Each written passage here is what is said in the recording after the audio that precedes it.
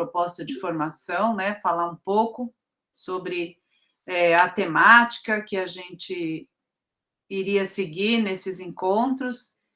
Então, a proposta hoje é a gente começar a olhar para algumas práticas pedagógicas e ir analisando, né, quais são as boas intervenções didáticas, o que poderia ser feito diferente. Então, hoje a gente vai ter essa oportunidade. Eu gostaria de, antes de começar, a gente havia falado sobre o registro reflexivo, acho que alguém ficou responsável por registrar o nosso primeiro encontro, eu só não achei o papel onde eu marquei o nome da pessoa que faria o registro reflexivo. Foi a Natália, Foi a Natália, tá bom. Então, pessoal, vou pedir para a gente agora começar ouvindo o registro da Natália e lembrando que esse procedimento, né, da gente começar sempre o nosso encontro com o registro reflexivo, tem alguns objetivos, né? Um é a gente escrever sobre o nosso próprio percurso de aprendizagem, acho que essa é uma prática importante. Quando a gente escreve e compartilha, né, como a Natália vai fazer aqui, lendo o nosso registro, a gente ajuda a retomar o encontro que foi realizado, lembrar o que foi tratado, então é uma forma também de retomar o encontro e compartilhar o ponto de vista de quem escreveu o registro. E aí a gente vai ampliando também nosso repertório sobre as formas como a gente pode estar documentando esse nosso percurso de aprendizagem. Então, vamos começar ouvindo a Natália, que vai fazer aí o registro reflexivo, vai ler o registro para a gente poder ouvir as impressões que ela teve do primeiro encontro. Boa tarde, vamos lá. Fazer este texto me trouxe a revelação de como eu aprendo. Afinal, ele só ganhou este formato porque eu tinha o compromisso de ler para vocês. A mim, o conforto eram minhas palavras anotadas em meu caderno, as observações rascunhadas na folha impressa do conteúdo que foi oferecido como complementar e o que eu realmente levei do nosso primeiro encontro. Observo a minha característica de, enquanto aprendiz, observar o mestre na função de professor. Sim, claro que eu revisitei sobre a prática de estudos ao longo da minha formação, o grifar, os resumos, os questionários e os procedimentos de estudo. Dançavam sobre o meu pensamento as memórias da Natália menina, da escola pública tradicional, a que chegou na academia diante de tantas pessoas iniciadas e teve que descobrir como era o aprender de assuntos tão densos, e a Natália mãe, que teve o privilégio de acompanhar as duas filhas na educação infantil, inspiradas na pedagogia Waldorf, e os 3 primeiros anos do ensino fundamental em uma escola que se aproxima do construtivismo. Foram vindo imagens, momentos, técnicas e diferentes formas de se apropriar do conhecimento em realidades tão diferentes. A minha face professora também estava lá, e essa reverberou por todos os dias, entre quando nos vimos pela primeira vez e o hoje. Minha colega de trabalho, professora dos meus alunos, a tia Su, já tinha me falado da Valquíria Rigolon, e embora os elogios tecidos fossem extensos, nenhum pôde me fazer, de fato, qualquer referência justa a quem se tratava. Não era para refletir como se aprende? Podia até ser, mas toda a minha atenção estava no como ela ensinava. A Valquíria acabou me dando uma aula sobre como dar aula. Ainda que em uma disputa interna, meus pensamentos tentassem focar nesse resgate do como eu aprendi para construir este novo como se aprende. Rigolon chegou trazendo poesia, apontando para o maior vilão da escola, o tempo. Tudo era rapidamente analisado e admirado por mim. A voz, o posicionamento, a validação da fala do outro, a capacidade de ir costurando as subjetividades, sempre à luz da temática do encontro. Pela primeira vez, estive numa formação neste formato online, ouvindo e vendo as pessoas. Câmeras abertas, microfones sendo ativados, eram rostos e vozes que pouco se manifestavam falando de si. Faz apenas 6 meses que eu estou aqui nesse trabalho incrível, que é aprender como é a gestão pedagógica do sistema que eu estou inserida, e surpreendentemente eu pude ver alguém de fato trazer essa participação, ainda que tímida, da maior parte do grupo. O professor que fala por natureza, surpreendido pelo "mas eu vou ter que falar"? Bertioga ganha muito nessas reflexões junto ao que chamo dos nossos professores saudade. Saudade porque são os últimos professores pelos quais nossas crianças passam na rede municipal. Certamente os que olham com maior admiração e saudosismo ao acolhimento que recebiam. Quantos de nós recebe essa visita dos ex-alunos querendo voltar no tempo, querendo voltar para o quarto ou para o quinto ano? Eles querem poder voltar a aprender conosco do jeito que era. Eu podia com facilidade fazer um texto sobre o que deveria de fato ser escrito, mas eu não seria fiel ao que me tocou naquele encontro, que foi a escuta. A Valquíria trouxe em seu primeiro contato o ato de ouvir. Anotava enquanto podia conhecer as pessoas a quem ia falar. É óbvio, mas incomum. O que interessa olhar para a individualidade? Será que estava diante de nós o tão falado ajustar a prática a quem ela se destina? Trazer humanidade para essas bolinhas coloridas, onde durante uma videochamada a gente acaba se escondendo. Nossa geração de professores, muitas vezes, veio desses alunos que eram receptores de conteúdo. Quem aqui imaginou que no primeiro dia da formação precisaria se apresentar, navegar nas memórias do que aprendeu e trazer a perspectiva do que busca ao participar do curso?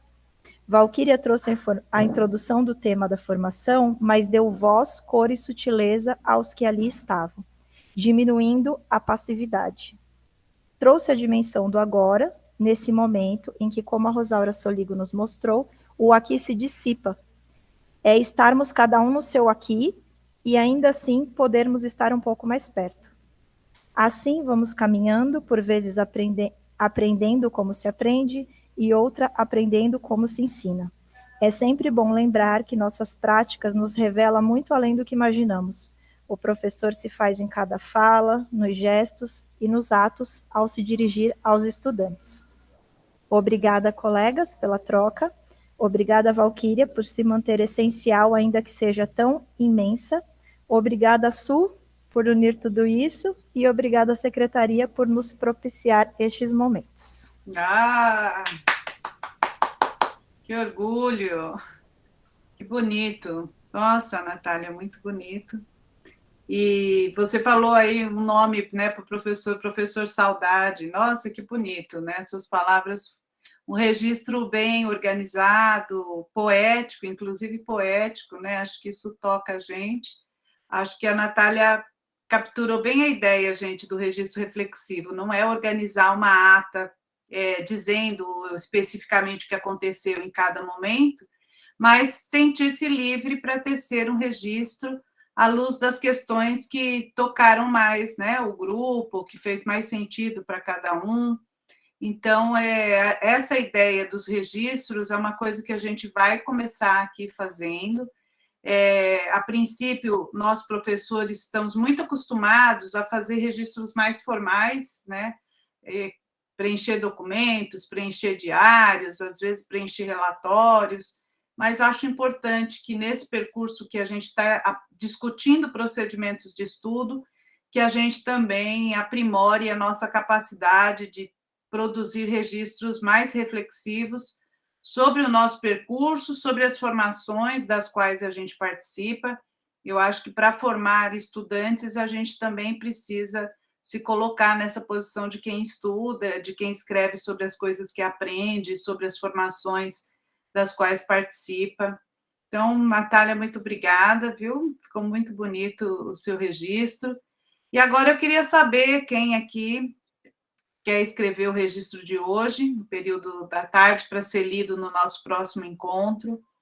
Não precisa ser do mesmo jeito que a Natália fez, pode ser um registro mais sintético, pode ser de outra forma, escrever em qualquer outro gênero, em formato de carta, em formato de poema, em prosa, em verso. Quem que se manifesta, quem que se coloca aí à disposição para escrever? Quem se anima?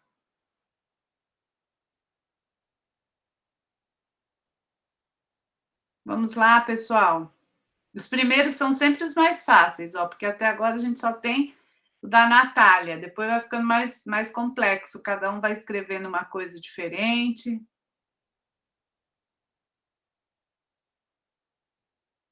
Quem se anima?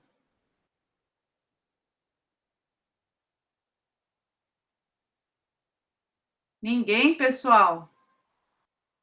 Pode ser uma coisa mais curta do que a Natália fez. Eu insisto aqui para que alguém escreva, porque eu acho que isso também contribui para o nosso próprio processo de aprendizagem.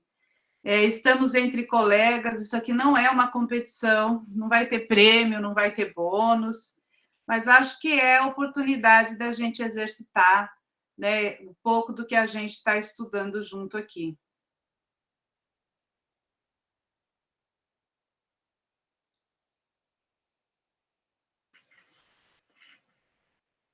Se quiserem, tiver pessoas da mesma escola, quiserem escrever juntos, também pode. Se quiser fazer uma dupla, professores escreverem o registro juntos, também é uma boa experiência, pode ser.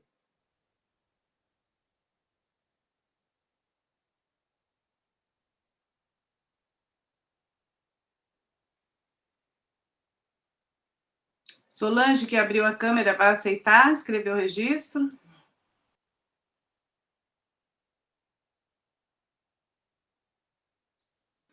Vamos lá, pessoal, animem-se. Nós somos professores, não dá. Já temos aí capacidade de leitura. Deixa eu...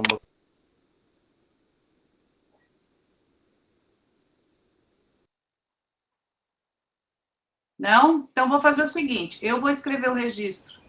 Eu posso fazer. Ah, Adriana, que beleza, salvou. Ah, eu estava aqui.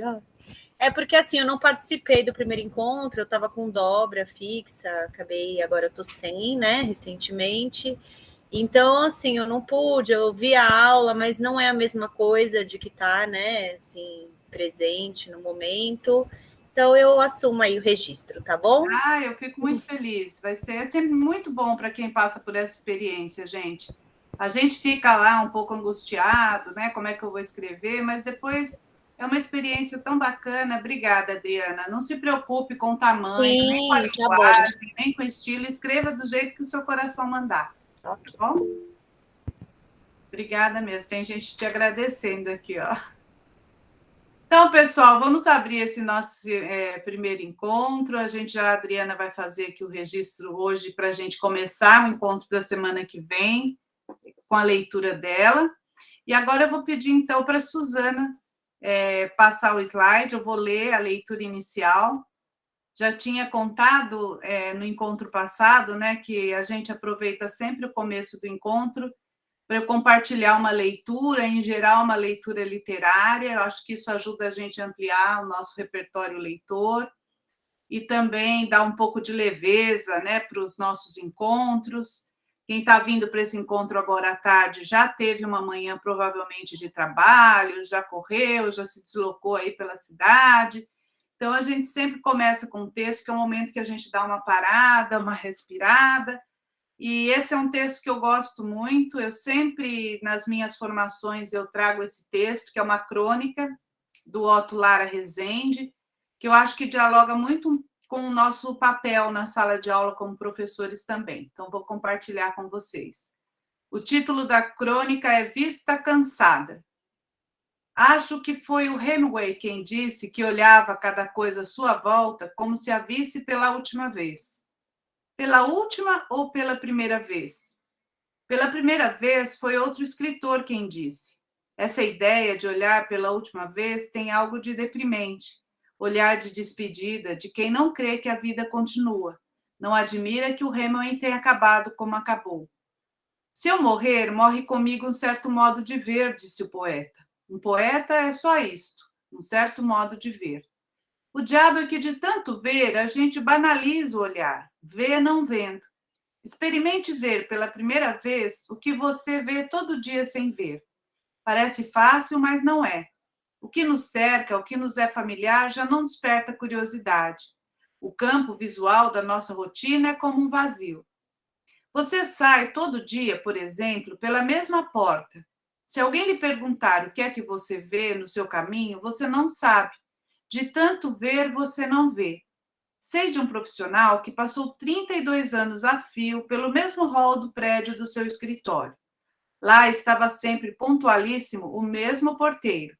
Dava-lhe bom dia, às vezes lhe passava um recado ou uma correspondência. Um dia, o porteiro cometeu a descortesia de falecer. Como era ele? Sua voz, sua cara, como se vestia? Não fazia a mínima ideia. Em 32 anos, nunca o viu. Para ser notado, o porteiro teve que morrer. Se um dia no seu lugar estivesse uma girafa cumprindo o rito, pode ser também que ninguém desse por sua ausência. O hábito suja os olhos e lhes baixa a voltagem. Mas há sempre o que vê. Gente, coisas, bichos, e vemos? Não, não vemos. Uma criança vê o que o adulto não vê. Tem olhos atentos e limpos para o espetáculo do mundo.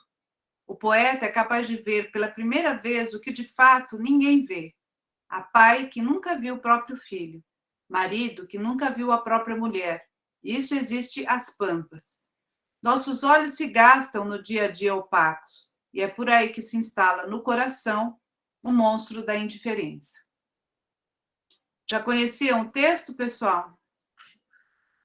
Espero que vocês gostem. Eu gosto muito desse texto, porque ele fala dessa questão do olhar, né? Do quanto, às vezes, a gente faz tantas coisas no decorrer do dia e faz tudo tão corrido, faz uma coisa já pensando na outra, e a gente acaba não refinando o olhar para observar, né? Então, se de repente eu perguntar para vocês aí quem de manhã levantou e viu a mãe, o filho, o marido, né, um colega, às vezes a gente vê tudo tão rápido, se eu perguntar como é que eles estavam vestidos, ninguém nem nota, porque a gente está sempre muito ansioso. Mas acho que na sala de aula, nós, professores, precisamos refinar o nosso olhar, né? Olhar de novo, né? Ver como se fosse pela primeira vez o que os alunos já sabem, olhar para a potência. A gente sempre tem essa questão de olhar para o que falta, né? A gente olha para alguém e fala, fulano é bom, mas se resolvesse isso, fulano é bom, mas e a gente sempre traz uma coisa que não é tão positiva. E acho que a gente tem que começar a refinar os nossos olhares, olhar de novo, olhar e enxergar, né, para conseguir ver de verdade o que a gente pode fazer para potencializar ainda mais o trabalho que a gente realiza, e numa formação que seja humana, né? Não só uma formação pensando no desenvolvimento intelectual, mas uma formação que olhe para o desenvolvimento integral, né? Dessas crianças, desses meninos e meninas, desses jovens que estão conosco aí. A Natália está falando que ela brinca que em arte é ser turista na própria cidade, quem vem da arte tem esse olhar mais refinado, assim, né, para as dimensões do cotidiano. A mesma coisa que um cronista, né, um escritor, ele está sempre atento para os detalhes, às vezes aquilo que as pessoas não olham, não ligam, né, como a criança mesmo. Bem bacana. Pessoal, a Suzana compartilhou com vocês a pauta. A pauta sempre traz um texto complementar, que é um texto que a gente não lê aqui, né, no nosso encontro, mas é um texto de apoio de leitura para vocês fazerem no decorrer da semana. Então, fica a sugestão, né, sempre que vocês acharem um tempinho, as leituras são bastante importantes para a gente ampliar também o conhecimento sobre a temática que a gente está estudando aqui. Eu vou pedir, então, para a Suzana dar um enter, e aí eu vou explicar aqui qual é a atividade que a gente vai fazer. Eu trouxe um cenário, pessoal, e vou começar a explicar assim. Cenário, quando eu trago um cenário, é uma situação que eu crio, é uma situação fictícia, mas que ela é criada a partir da realidade, de situações que são cotidianas em sala de aula. Eu tenho já bem mais de 30 anos em sala de aula, então eu já vivi muita coisa, já vi muita coisa. Então, eu crio esse cenário numa espécie de estratégia metodológica para a formação dos professores. Então, a gente olha para uma prática de professores, para, a partir dessa prática, a gente discutir aqui analisar o que essa prática tem de ponto positivo, o que esse professor fictício fez, que é legal, que a gente pode valorizar, e o que a gente faria diferente, ou o que esse professor poderia ter feito diferente. No encontro passado, no nosso primeiro encontro, eu falei um pouco sobre a questão dos procedimentos de estudo, que é uma coisa que, em geral, a gente não aprende a fazer, que a escola cobra, mas não ensina, né? Você vai um dia para a escola, tem que fazer um resumo, você não sabe o que é resumo, depois tem que fazer uma resenha, um fichamento, mas são cobranças, né? Dificilmente a gente até conversou aqui sobre quais eram as pessoas que tinham experiências, né, de professores que ensinaram algum procedimento de estudo, e nos relatos de vocês foram poucos, né? A maioria de nós tivemos que aprender a resumir, a fazer anotação, a fazer resumo na base do erro e do acerto. Então, a gente até falou um pouco sobre os principais procedimentos de estudo, e hoje, então, eu vou ler aqui para a gente analisar o que a professora está fazendo, e aí, se vocês quiserem acompanhar a leitura, vocês estão com a pauta aí, tá? Mas eu vou pedir para vocês ouvirem o que a professora fez, e depois eu vou pedir para vocês analisarem, para a gente conversar um pouco, e aí eu vou contar com a participação aí de vocês, falando como é que vocês avaliaram a proposta da professora, a atividade, o que ela fez, que vocês acharam bacana, o que vocês fariam diferente. Tudo bem? Então, vamos lá. Análise de cenário para discussão. Analisem a atividade realizada pela professora Marli com seus alunos do 7º ano e depois discutam as situações desencadeadas a partir da constatação da professora Marli sobre sua turma. Vou fazer um parênteses aqui, pessoal.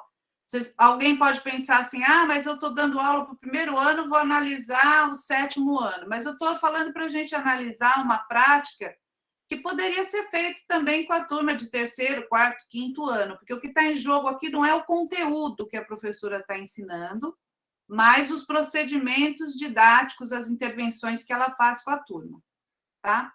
Então, vamos lá. A aula teve início às 7 horas da manhã e logo na entrada a professora já entregou aos alunos o texto abaixo. Então, eu vou ler o texto para vocês, que eu acho que vale a pena vocês conhecerem, que isso ajuda a gente a analisar mais a proposta da professora.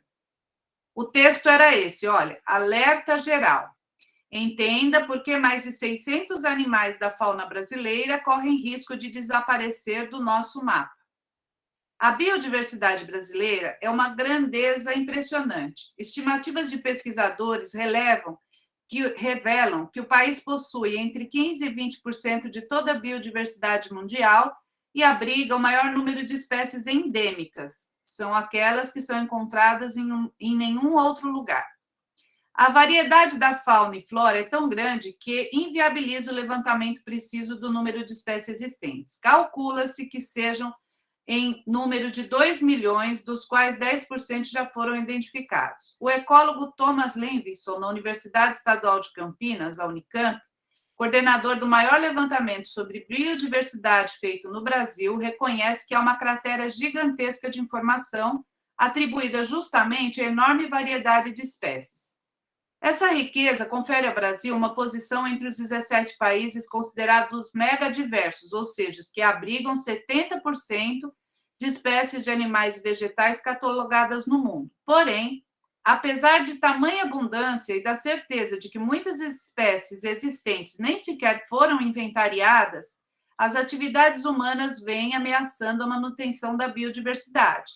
A União Internacional de Conservação da Natureza estima que em todo o mundo, de 1 a 2 espécies de plantas são extintas por dia, enquanto a taxa de extinção dos animais varia de 50 a 250 espécies por dia. A extinção da fauna. Segundo dados de inventários, a fauna brasileira abrange 527 espécies de mamíferos, 517 anfíbios, 1.677 aves, 468 répteis, sendo muitos desses animais endêmicos. Eles estão distribuídos pelos diversos ecossistemas dos biomas brasileiros, a Amazônia, a Caatinga, o Cerrado, a Mata Atlântica, Pantanal e Pampa. E parte está em perigo de extinção. Fatores como o desmatamento, a caça e o tráfico de animais silvestres, a poluição ambiental e a invasão por espécies exóticas, espécies que não ocorrem originariamente em um local, alteram drasticamente a paisagem e as relações ecológicas estabelecidas nos ecossistemas. Nessas condições, a população animal enfrenta dificuldade para obter alimento, reproduzir-se, deslocar-se e conseguir abrigo, e sua sobrevivência fica comprometida. Quem sai perdendo? Em princípio, todo ser vivo tem direito à existência, e a extinção das espécies contraria esse direito. Pensando sob o ponto de vista dos benefícios que a natureza proporciona aos seres humanos, a manutenção dos ecossistemas e dos seus processos ecológicos preserva fontes de alimento, de espécies medicinais, combustível e matéria-prima para a fabricação de produtos. Permite manter a qualidade da água e do ar, regula o clima, previne a erosão do solo e oferece áreas para lazer, entre outras coisas. A perda da biodiversidade, portanto, diminui a qualidade de vida dos seres humanos. O texto é de Nina Nazário e saiu na revista Carta Fundamental no ano de dezembro a janeiro, né, de 2009. Pode passar.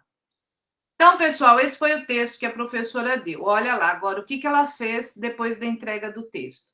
Após a entrega do texto, ela solicitou que os alunos fizessem a leitura silenciosa do mesmo e que grifassem as partes mais importantes do texto. Depois de 15 minutos, perguntou se os alunos já tinham terminado a leitura, a maioria disse que sim. Então, a professora avisou que faria a leitura em voz alta do texto e que os alunos deveriam acompanhar silenciosamente. Depois de feita a leitura, a professora solicitou que os alunos abrissem o caderno e copiassem a lição que ela passaria na lousa. E passou as seguintes atividades. Ela foi lá na lousa, escreveu o questionário, aí ela deu essas perguntas. Olha, do que trata o texto? Qual o lugar que o Brasil ocupa entre os países megadiversos? Qual a taxa de extinção de animais por dia, segundo a União Internacional de Conservação da Natureza? Quem escreveu esse texto e onde ele foi publicado? E o que você achou do texto? Depois tinha resumo. Faça um resumo com as ideias principais do texto que você grifou. Eu vou pedir para Suzana, por favor, parar um pouco com a apresentação para a gente discutir. Queria ouvir vocês, pessoal. O que vocês acham disso que a professora fez? Assim, avaliando, é uma professora fictícia, né? Eu só criei essa situação para a gente discutir, mas ela traz práticas que eu já tive muitas dessas práticas, mas queria que a gente pensasse o que tem de bacana e o que a gente poderia dizer que essa professora poderia ter feito diferente. Quem começa?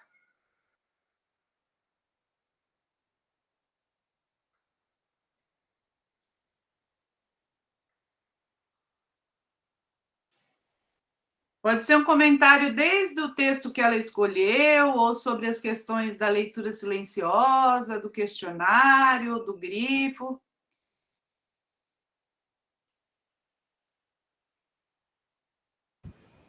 Bom, vou começar, tá? Vamos lá, Adriana. Em alguns momentos, eu uso essa prática ainda, assim, né, com pequenos textos. Só que eu percebo, né, assim, falando já da prática, que a criança, ela, aqui já é leitora, né, ela lê muito rápido, assim, né, ela não se interessa. Então, nesse caso, eu acho que pensando nesse contexto só, não pensando no contexto maior, que as aulas devem ter uma sequência, que ela já devia estar, né, um assunto mais contextualizado para os alunos e tudo, os estudantes, eu penso que, eu acho que esse recurso somente, ele é muito, ele não se aprofunda, assim. Então, se a intenção dela foi se aprofundar com esse tipo de recurso, eu acho que a gente não consegue se aprofundar. Assim, é aquele assunto, falou, passou, virou a página, acabou, assim, né? De que maneira que esse conteúdo aí que ela está trazendo, esse tema, que é um tema bem relevante, né, de uma discussão que dá para ter uma discussão muito maior, mais aprofundada, colocando só nesse ponto, eu acho que elas ficam rasas, assim, que muitas coisas acabam ficando rasas, é a minha visão. Então, acho que é isso. Eu concordo com a Adriana, gente. Eu acho que a professora trata tudo de forma muito, assim, rasa. Não sei se é isso que você quis dizer, Adriana, mas eu também tive essa percepção, né? Parece que ela não aprofunda, né? E a gente realmente não sabe em que momento que ela usou esse texto, se ela já estava trabalhando esses conceitos, porque tem vários conceitos no texto, de superdiversidade, de extinção de espécies. Então, a gente não sabe, mas eu concordo com as colocações aí da Adriana. Quem mais quer complementar, pessoal? Com relação à escolha do texto, o que vocês acham? Foi uma boa escolha? Não foi uma boa escolha? Ou como ela propõe que os alunos façam o resumo? Pode falar, Lígia. Em relação ao texto, achei um texto muito rico de informação, um texto bom para trabalhar, com muita possibilidade de exploração, né, do texto, e agora a forma como ela conduz e como ela explora não traz, no meu ponto de vista, né, não instiga ao aluno a discutir o assunto, a refletir sobre. Então, é um texto de reflexão, né, para o aluno refletir. Então, você, no caso, que eu acho, esse texto tem que ler em conjunto com os alunos, né, e destacando os pontos, fazendo um debate dentro da sala, no caso, levantando questões, vocabulário, opinião dos alunos e trabalhando assim. Eu gosto muito de usar, eu uso bastante, né, as minhas aulas, eu uso o projetor, então esses textos geralmente eu jogo no projetor. E aí a gente vai lendo junto, as crianças vão lendo, e a gente vai destacando as palavras e é interessante porque como tem internet agora na escola, que é uma ferramenta muito legal. Então, às vezes, professora, surge uma questão lá, o que significa isso? Ou o que é, vamos supor, sei lá, uma vinícola, vai? Aí, então, eu falo, vamos ver o que é uma vinícola, né? Então, a gente já clica lá, já abre, então ele já vem, puxa, interessante. Então, a gente vai ter muita forma. Hoje, a gente tem muito mais ferramenta para estar trabalhando. E hoje, na escola, também tem o Chromebook. Então, assim, eu acho que esse tipo de atividade, para os tempos de hoje, eu acho que já não é. Isso é da nossa época, né? De fazer questionamento, texto, questionamento, tirar informação. E a gente pode fazer esse resumo, e aí eu já vou grifando com eles as partes importantes, eles estão aprendendo a grifar. Então, assim, os recursos hoje são outros, né? Que a gente pode estar explorando, não dessa forma aí, que já é uma forma, eu acho, no meu ponto de vista, já mais ultrapassada. Hoje a gente tem mais recursos para explorar um texto desse tipo. Muito bem, eu concordo com a Lígia também. Eu acho que, como a Lígia, o texto é muito interessante. Acho muito bacana a professora ter usado um texto que saiu numa revista, que circula socialmente. Não é um livro, não é um texto de um livro didático, embora alguns livros didáticos também tenham textos interessantes, mas estou dizendo, a professora foi buscar uma reportagem, uma notícia, quer dizer, ela está trazendo textos que circulam com uma função sociocultural real para dentro da sala de aula, então concordo, acho que o texto abre muitas possibilidades, mas eu concordo também que da forma como a professora fez, está muito parecido com o que faziam na nossa época, né? Mas na nossa época os recursos eram muito mais limitados, acho que a Lígia também já amplia as possibilidades de trabalho com texto, se você tem acesso à internet, né? Por exemplo, quando fala dos biomas, né? Dos biomas, né? Que fala do Pantanal, que vai falar da Mata Atlântica, que vai falar do Pampa, né? Há a possibilidade de se explorar, verificar se as crianças estão entendendo como são e usar, talvez, a internet para isso. E tem uma outra coisa que a Lígia falou que eu também acho muito importante, eu falei de manhã e vou lembrar agora. O texto talvez traz alguns conceitos e palavras que talvez as crianças não tenham no seu repertório vocabulário. Então, isso de a gente trabalhar com glossário, né, que é uma coisa que a gente abandonou. Eu lembro que isso era... Por isso que eu não gosto de falar que educação é tradicional, sabe, gente? Porque eu acho que teve muita coisa que a tradição escolar trouxe e que eram importantes, como, por exemplo, trabalhar vocabulário, organizar glossário, e que a escola abandonou. Né? Eu acho que quando eu quero falar, a gente quer falar de uma educação, às vezes a gente joga no tradicional como se tudo que a gente tivesse vivido não fosse importante. Eu acho que tem práticas que estão pautadas um pouco naquela educação bancária, né? Que o Paulo Freire falava, uma educação, às vezes, extremamente reacionária. Agora, tinha coisas que a gente fazia e que são interessantes, né? Então, essa questão de explorar o vocabulário, e o vocabulário tem a ver com o tema, né? Quando a gente ensina, vai ler, porque acho que é uma coisa também que a Adriana falou, né? Uma coisa é quando eu vou ler por ler, gente. Quando eu estou lá no dentista, esperando passar o tempo, eu abro uma revista de maneira... só para passar o tempo e leio lá uma reportagem. Outra coisa é quando a gente vai ler para estudar. Não é a mesma coisa, né? Ler para estudar demanda um pouco do que a Adriana falou e do que a Lígia falou sobre o que a professora poderia ter feito com o texto, explorado mais, olhado quais são os conceitos que estão ali, levantado o conhecimento prévio, talvez, dos estudantes antes da atividade. Ela chega às 7 da manhã, distribui esse texto e pede para eles lerem de forma silenciosa. Ela não explica qual é o objetivo da atividade, ela não relaciona a nenhuma atividade anterior, se eles já estavam estudando o tema, né, dessa diversidade ou não, ela só entrega e pede para ler. Quer dizer, ela não deixa claro para a turma, gente, qual a intencionalidade dela. Isso também é uma coisa importante. Às vezes a gente planeja, para nós professores, na nossa cabeça, está muito claro o objetivo da atividade, só que a gente precisa ajudar a deixar claro isso para o estudante. Ó, pessoal, tirei um livro, tirei um texto dessa revista, se possível mostrar a revista. Nós estamos estudando em ciências, né, a questão da extinção das espécies ou da diversidade, ou dos biomas brasileiros, porque depois a gente já nem sabe o que ela quer especificamente que os alunos aprendam, porque tem muitas informações, o texto é bem rico. Então, acho é bem aquela coisa, né, Valquíria? Lembra que a gente conversou, lembra que a gente viu, lembra... E aí você vai trazendo até eles, porque 7 horas da manhã, né? Como que as crianças chegam na escola? Acabaram de pular da cama, né? Exatamente. Então, tem todo esse lugar também de receber, de se ver, olhar, né? Eu acho que essa coisa já do olhar já me pegou muito, que para mim isso é muito importante, né? Olhar como é que chegaram, sabe? Como estão. Então, tem todo esse lugar, esse tempo que por mais que a gente saiba que correria tal, a gente precisa aprender a lidar com ele, né? Que acho que foi muito falado no outro encontro. A gente precisa dar esse tempo, né? Às vezes é um abraço, as crianças querem falar, né? Muitas coisas, eles querem dizer, e a gente toda hora fica cortando, às vezes, não, porque tem que fazer. Então, respira fundo, para, né? E segue.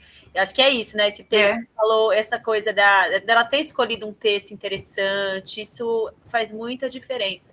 Só que é isso, né? Uma vez eu teve um encontro rapidinho, assim, no SESC, que estava aquele que é português, esqueci o nome dele, eu estou ruim de nome, o Pacheco, e aí ele falou, né? Eu fiz uma pergunta, ele falou, não adianta a gente colocar as cadeiras em círculo, não adianta a gente colocar as crianças no chão, ou no alto, ou onde for, se a prática continua sendo sem essa reflexão, né? Então, não adianta a gente mudar, querer... É igual a estrutura que a gente conhece na escola, que ela tem todas as questões. Não adianta a gente querer mudar a estrutura de fora sem a gente refletir sobre as nossas próprias práticas, porque, no fim, são elas que vão fazer a diferença, né? Exatamente isso, Adriana, achei ótimo. E a Adriana fala uma coisa que aqui a gente está olhando para a prática, mas eu acho sempre importante a gente ir fazendo algumas remissões à teoria, né? O Brunner, quando falava que o currículo deve ser apresentado numa espiral, é essa ideia, inclusive. Olha, pessoal, na última aula, porque, como a Adriana falou agora, às vezes estão chegando às 7 horas da manhã de uma segunda-feira, gente. A última aula de ciências é um 7º ano. Vai ver, a última aula de ciências foi na segunda ou na quarta da outra semana. Não é? Então, o professor precisa, sim, estabelecer essa volta, né? Aqui a gente tem um registro reflexivo. Eu acho, inclusive, que registro reflexivo devia ser incluído na escola, sabe? Cada dia um aluno vai escrever o que você aprendeu hoje, o que você gostou do que você aprendeu, porque nós, professores, somos muito ruins de marketing. As crianças aprendem e, às vezes, elas acham que elas nem aprenderam. Elas chegam, a gente fala, o que você fez na escola? Ah, fiz lição. Ela não fala, eu aprendi sobre, né, uma biodiversidade, sobre os animais que estão em extinção, porque às vezes eles olham tudo como se fosse lição e como se não tivesse aprendizagem naquilo. Isso também tem a ver com a forma como a gente lida, né, com isso. Então, achei bem-vinda a tua colocação, Adriana, para chamar atenção para isso, né? Os alunos estão chegando no final de semana, vamos supor que seja uma segunda-feira, ou então já estão chegando no período da tarde, já aconteceu um monte de coisa de manhã, o aluno não está com a cabeça, né? Ele não tem uma teclinha que ele liga e volta para a última aula para fazer um link. Quer dizer, o professor precisa ajudar o estudante a perceber sentido naquela atividade. E se você não dialoga com esse aluno, se você não compartilha com ele, por que nós vamos ler o texto? Por que é o texto dessa revista e não é o texto do livro didático? Então, a professora tem que dizer, olha, gente, eu gostei desse texto, a gente está estudando esse tema, eu resolvi trazer para vocês, eu quero ver se vocês vão gostar. Quando a professora já fala isso, os alunos já falam, opa, por que será que ela gostou? Por que será que ela trouxe? Então, isso também ajuda a sensibilizar e a engajar os alunos um pouco mais com a atividade, né? Agora, eu queria ouvir vocês sobre a atividade. Ah, uma pergunta que eu fiz de manhã, sempre gosto de fazer essa pergunta, porque a gente tem muito essa prática, mas olhando que se trata para um 7º ano, eu vou perguntar para vocês, gente, por que ela dá um tempo para os alunos lerem, pede para todo mundo fazer a leitura silenciosa, não é isso? Depois de uns 15 minutos, ela pergunta se todo mundo leu, e aí ela vai fazer a leitura em voz alta. Essa é uma prática que a gente faz, eu já fiz, né? Atire a primeira pedra quem nunca fez isso. Agora, eu fico perguntando para vocês, se toda vez a gente primeiro pede para o aluno ler em silêncio, depois a gente lê em voz alta, gente, tem muitos alunos que já nem leem. Eu, se fosse os alunos, talvez eu nem lesse, porque a professora lê muito melhor que a gente. A professora dá entonação, a professora respeita a pontuação, ela lê num timbre de voz, ela lê numa que me ajuda a entender. A gente entende mais quando o professor lê do que quando a gente lê. E aí, se toda vez a gente faz isso, em determinados momentos é capaz dos alunos já nem ler. Eles ficam olhando para o texto, mas eles ficam esperando a professora ler. E aí, a gente, às vezes... Meu nome é Cid. Em que posso ajudar? Oi, desculpa, gente, é o meu telefone que essa Cid, toda vez ela entra sem ser chamada. Então, pessoal, eu acho que é uma coisa assim que a gente precisa pensar, porque se a gente quer desenvolver a leitura autônoma, em alguns momentos a gente tem que pedir para eles lerem e depois partir para a atividade. Tem gente que pode falar, ah, mas e se eles não entenderem? Se eles não entenderem, a gente vai perceber pelas atividades que a gente foi dando e que eles não conseguiram, talvez, acompanhar. Agora, o que eu acho que faltou é que a professora não dialoga com a turma sobre o texto. Né? Ela pede para eles lerem, ela lê o mesmo texto, mas ela não conversa e já parte para dar atividade, dá o questionário, manda grifar as partes mais importantes e depois manda fazer o resumo. O que vocês acharam dessa sequência aí? Quem quer comentar? Ou como ela manda fazer o grifo, ou a proposta do resumo? Cristina, pode falar. Eu acho que uma prática bem interessante, que a aula fica bem mais motivada, é quando a gente faz aquela aula invertida, né? Então, você traz o texto no final da sua aula para a próxima aula, ou seja, você já prepara a sua próxima aula. E o fato das crianças virem com uma pesquisa já prévia, né? Então, eles não vão chegar e simplesmente cair um texto em cima da cabeça deles, né? Eles vão ter mais motivação para ler esse texto, porque vai complementar aquelas informações que eles já trouxeram. Então, a aula invertida nessas situações de um tema novo, eu acho bem interessante. E daí, no caso, como eles já tinham trazido alguma coisa, já foi levantado, já foi feito um levantamento na lousa, ou seja lá onde for, com essas informações que eles trouxeram. Em cima disso, aí seria feita a leitura, levantando os pontos que eles mesmos já tinham levantado dentro do texto de uma revista, né? E aí a aula realmente acho que ficaria um pouco mais rica, né? E outra coisa que eu acho também muito interessante, o pessoal fala, não pode ter um texto sem um só texto, né?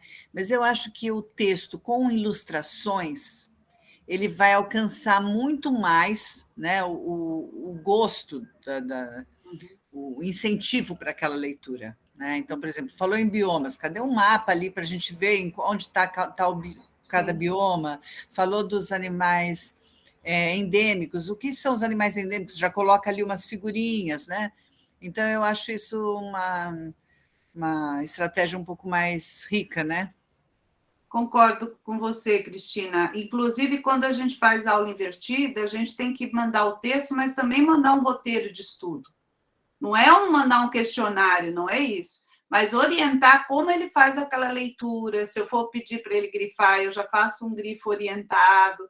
Então, acho que a Cristina lembrou bem, né? Como é que o mesmo texto poderia ser melhor aproveitado se a gente usasse essa estratégia metodológica, por exemplo, né, que seria uma boa estratégia. Obrigada, Cristina. Adriana, você levantou a mão? Foi, eu esbarrei aqui sem querer. Estou aqui ouvindo, tudo de bom. Agora, pessoal, vamos pensar no grifo, né? Quando ela coloca, grifem as partes mais importantes do texto. De novo, eu falo, atire a primeira pedra quem nunca deu essa comanda, né? Eu mesmo já dei essa comanda. Mas quando a gente pede para grifar a parte mais importante, não é que está errado, mas é uma comanda muito genérica, né? Porque o que acontece? Tem aluno, se o aluno tiver um alto conhecimento prévio, souber muito sobre o que o texto já traz, talvez ele grife poucas coisas. Se o aluno é um aluno que está se deparando com o texto, ele tem um baixo conhecimento prévio sobre a temática, sobre os conceitos que estão ali, talvez ele grife o texto todo. Então, quando a gente quer trabalhar, ensinar a grifar, eu sempre sugiro que a gente peça o grifo em função de um objetivo de leitura. Então, olha, grife no texto a parte onde o autor cita quais são, por exemplo, os biomas que existem no Brasil. Aí sim, eu tenho como corrigir, verificar se o aluno soube localizar aquela informação em função daquele texto, e começo a discutir, né, com os alunos, inclusive, se eles grifaram onde, de acordo com o objetivo de leitura ou não. Então, eu acho que quando a professora também diz para eles, né, grifem as partes mais importantes do texto, ela também não está ensinando a grifar, porque é uma comanda como se os alunos já soubessem primeiro qual é a função de um grifo. Para que a gente usa o grifo, gente? Isso também a gente precisa discutir com os alunos. Que às vezes a gente quer que eles usem um procedimento que a gente ainda nem ensinou. Então, em que situações que a gente grifa alguma coisa? Né? A gente usa os grifos fora da escola também. Você está fazendo uma leitura, você vê uma passagem bonita num livro, você grifa, né? Ou você está buscando uma informação em algum lugar, quer seguir um manual, tem uma orientação importante, você pode grifar. Ou quando você está estudando, você vai lá e grifa. Agora, essas informações, elas não são aleatórias, eu não posso sair grifando, né? Tem criança que passa como se fosse uma brocha no texto, né? E aí a gente perde. Se você grifar trechos muito longos, parágrafos inteiros, o grifo perde a função. Porque os grifos são feitos para quando a gente retomar aquele texto, a gente achar rapidamente as informações mais importantes em função do nosso objetivo de leitura, do nosso objetivo de estudo. Se eu grifo passagens muito longas ou grifo muita coisa, quando eu voltar a ler esse texto, ele vai estar poluído, vai ser pior de estudar. Então, acho que a gente também tem que ensinar a grifar com comandas mais diretas, para o aluno saber que não é para grifar tudo, é para grifar algumas coisas. Então, o que a gente vai grifar? Depois a gente vai ter um exemplo aí de como fazer isso. Vocês concordam com essa ideia? Alguém discorda dessa questão do grifo? O que vocês acham? Alguém quer comentar? Mais alguma coisa sobre as atividades que ocorreu aí, que alguém quer discordar também, gente? Fiquem à vontade. Pode falar, Lígia.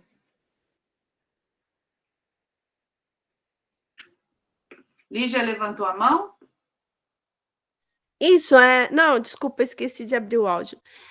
A sua colocação foi muito boa, é isso aí mesmo, né? Você localizar, pedir para que o aluno localize, você direcionar o que ele quer que ele grife, é uma questão bacana. Gostei desse tipo de grifo, né? Geralmente eu peço para que eles grifem as palavras que eles não conseguem, não compreendem, aí junto com a leitura eu vou falando, ó, isso aqui é importante, mas essa parte eu achei legal, muito bom. Bacana.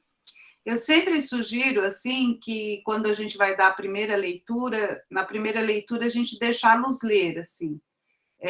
Principalmente, isso acontece muito com os pequenininhos, assim, né? Segundo, terceiro, quarto ano, você falar para eles assim, ó, leiam o texto. A primeira comanda deve ser leiam o texto atentamente. Porque se na primeira comanda a gente falar, eu sei que não é isso que você falou, tá, Lígia? Eu só estou dando exemplo. Se na primeira comanda falar, gente, leia o texto e marque as palavras que vocês não conhecem, o foco do texto vai ser ler o texto e pensando, essa eu conheço, essa eu não conheço, essa eu conheço. Aí ele vai focar na comanda e vai acabar não prestando atenção numa leitura global do texto. Então, eu também peço para eles, depois da primeira leitura, voltar no texto. Palavras que vocês viram aí que são novas, né? Que palavras vocês não entenderam o significado, que vocês acharam diferente, ou que vocês queriam entender melhor. Eu acho que isso também é importante mesmo da gente fazer. Tudo bem até aqui, pessoal? Então, eu vou pedir para a Suzana voltar. Agora a gente vai ver o que aconteceu depois que a professora pediu para os alunos fazerem um resumo. Vamos ver como é que essa história se encaminhou quando ela começou a corrigir os resumos da turma. Ela tinha pedido para a turma fazer o resumo. Pode passar esse slide, a gente já discutiu aqui. No final da aula, a professora Marli, né, os alunos entregaram o resumo realizado, a professora levou para casa, corrigiu e ficou muito desanimada, pois a maioria dos alunos copiava um parágrafo e pulava o seguinte. No dia seguinte, foi até a sala do coordenador para falar com ele. Lá na sala do coordenador, a professora Marli disse para ele que precisava conversar com os alunos sétimo ano, viu, gente? Ficou errado aí. Com os alunos do sétimo ano, porque eles estavam muito desinteressados, eles têm preguiça de realizar as atividades, fazem tudo de qualquer jeito. Então, para exemplificar, ela mostra alguns dos resumos que ela tinha solicitado e continua dizendo que os alunos não querem nada com nada, que eles não sabem nem fazer um resumo, que ela está muito desanimada com essa turma.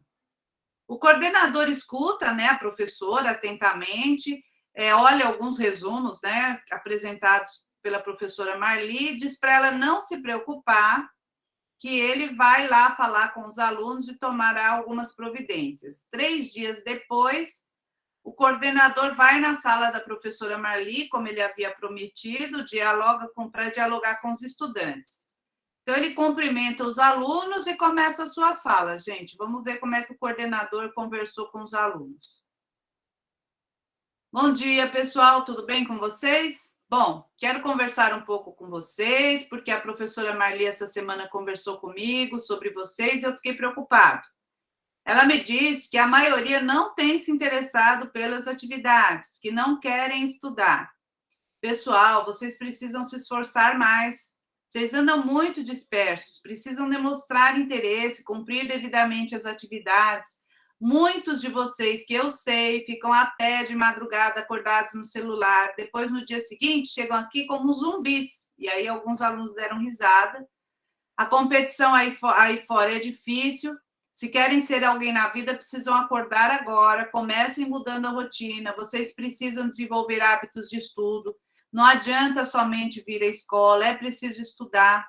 Na vida lá fora não haverá lugar para os médios nem para os fracos, por isso eu trouxe algumas dicas. Aí o coordenador liga o computador e começa a passar alguns slides para a turma. Vamos ver que slides que ele passa. Olha lá, ó, estudar pouco todos os dias tem mais eficácia do que estudar todo o conteúdo na véspera. Selecione assuntos mais importantes ou que você sente mais dificuldade de aprendizado e separe um tempo para fazer uma pesquisa em sites, vídeos e livros.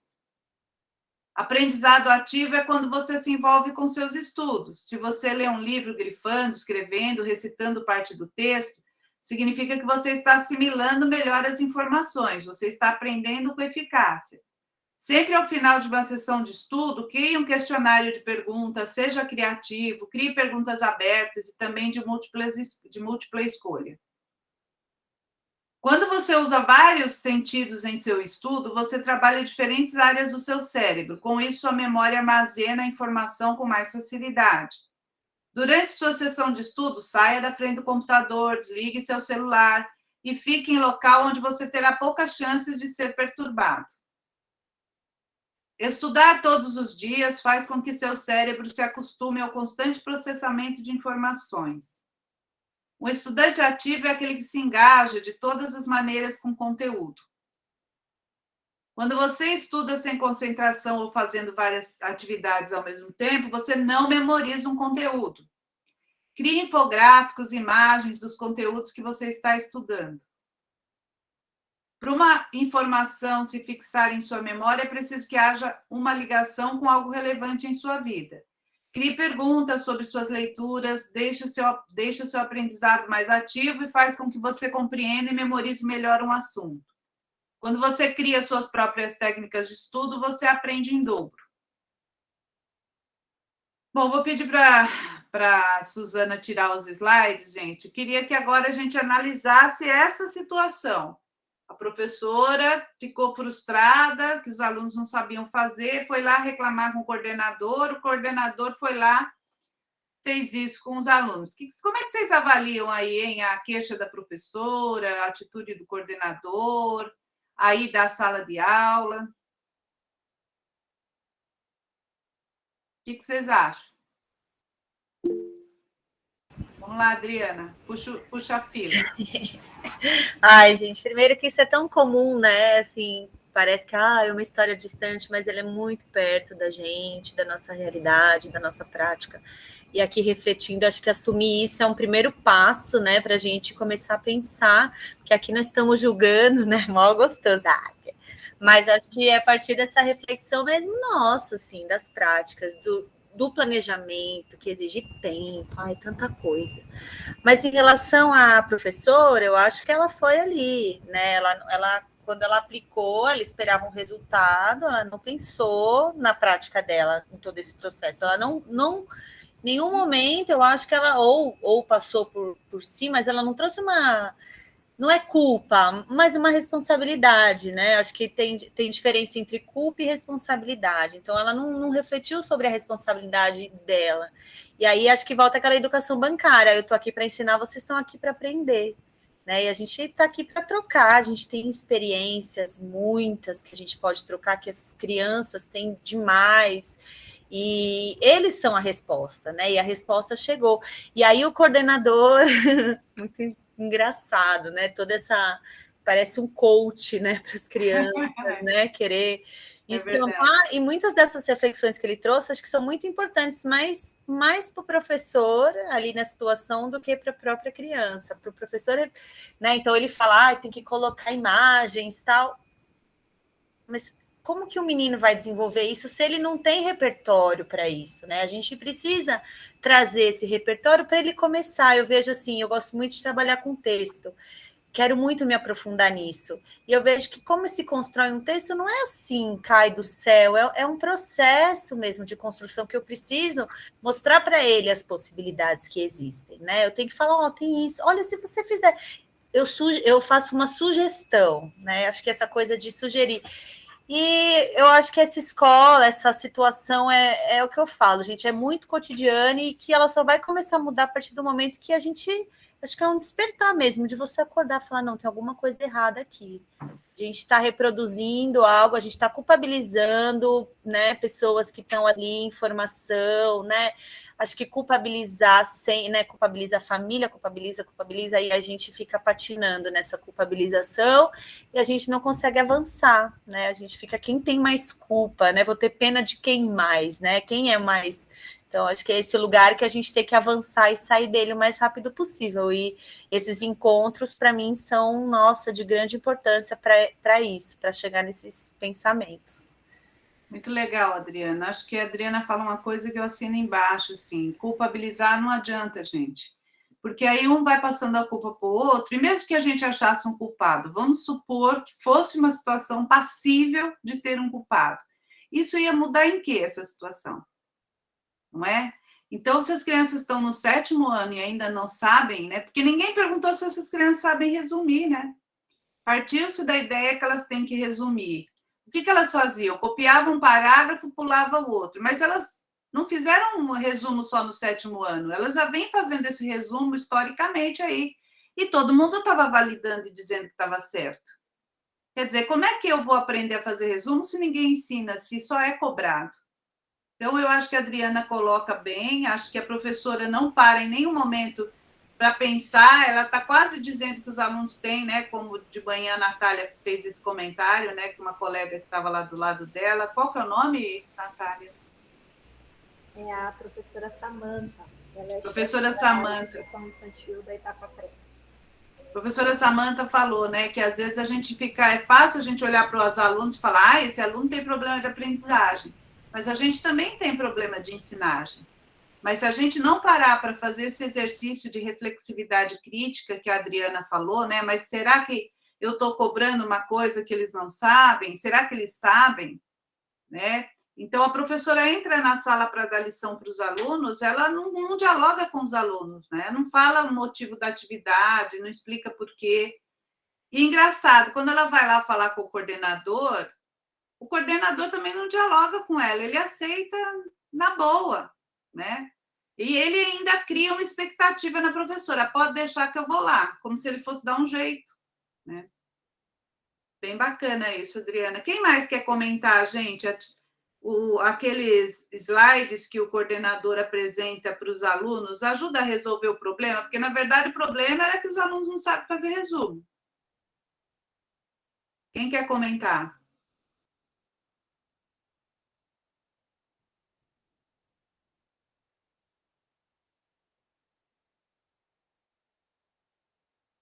Então, acho que tem uma dimensão que é o coordenador entra na sala, ele fala com os alunos, ele fala para os alunos, mas não com os alunos, né? Ele fala que os alunos ficam assistindo celular à noite, que parecem zumbis, mas que eles precisam se interessar. Não é que isso que ele está dizendo para os alunos não sirva. Acho que isso é verdade, os alunos têm que se esforçar. Agora, todos os quadrinhos que ele foi mostrando lá nos slides, né, são coisas que o aluno deve fazer em casa, sozinho, quando ele está em casa estudando, né? Procurar um lugar sem internet, procurar um lugar onde ninguém incomode, se organizar para estudar todo dia um pouco. Agora, se o aluno não aprendeu a estudar, gente, adianta isso tudo? Se a hora que ele senta, ele não sabe como grifar, ele não sabe fazer um resumo, se ele não sabe fazer um fichamento, tem alguns slides lá, né, que fala, organize infográficos. Gente, será que o aluno sabe o que é infográfico? Tem outro lugar que vai falar, para o seu estudo ser mais eficaz, se você ler em voz alta, você vai memorizar. Gente, estudar não é memorizar. Não é tudo que eu aprendo memorizando. A memória, ela é importante, mas não adianta eu memorizar uma coisa que eu não entendi. Não é? Lembram do primeiro encontro, né, que eu falei, acho, da fotossíntese? Quando a gente era criança pequena lá em Barbacena, a gente ia para a escola, a professora passava o cabeçalho e escrevia ciências, fotossíntese. Aí escrevia lá, fotossíntese é o processo pelo qual a planta produz seu próprio alimento. Falava, vai cair na prova. Aí a gente ia para casa, decorava, né? Fotossíntese é o processo pelo qual a planta produz seu próprio alimento. Fotossíntese é o processo que caía na prova. Ah, o que é fotossíntese? É o processo pelo qual a planta produz seu próprio alimento. O professor dava certo, a gente tirava nota e no dia seguinte a gente esquecia. Porque aquilo a gente só decorou para a prova, a gente nem entendeu aquilo que a gente estava memorizando.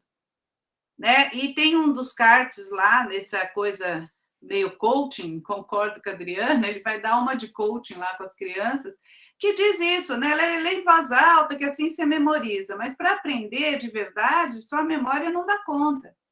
Né? Há diferentes tipos de conteúdos, né?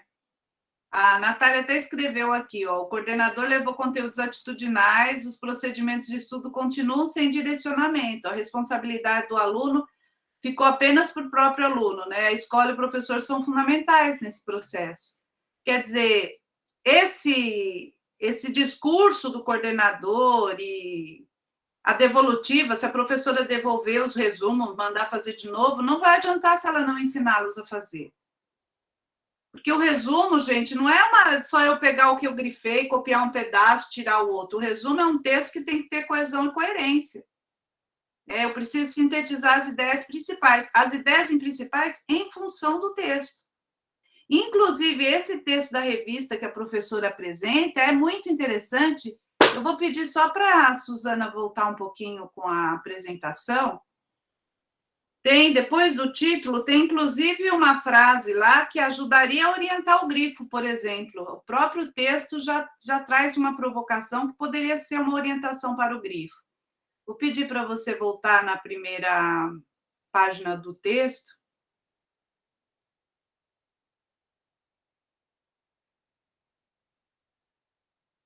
Pode voltar mais uns slides.